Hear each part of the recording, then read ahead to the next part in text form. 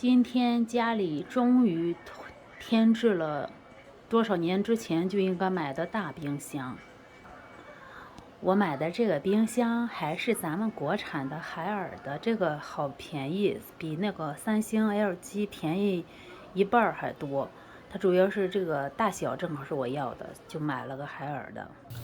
这个是海尔的那个耗电，它是2级，就是2等级的耗电。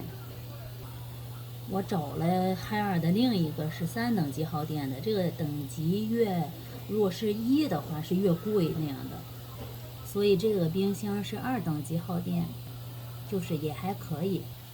这个冰箱别看它俩比，你看比它小那么多，价钱跟它几乎差不多，因为这个冰箱是1等级耗电最好的耗电，然后它是三星的，所以贵。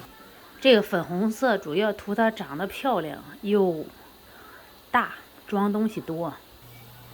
你看我以前这个冰箱冷冻就这么一小点儿，憋死人了都快，就装那么一点东西。冰激凌去买还不敢买多了。看我今天为了这个新冰箱买了143只冰激凌，还没装满它，多好啊！今天刚到的货，这个这边是保鲜，这一边装东西多又便宜。这个还有这个叫什么面控，看我家以前这个冰箱多小啊，装东西很少。其实它俩价钱还真差不多。这个是8年前花75万买的，这个是连什么折扣带什么84万买的。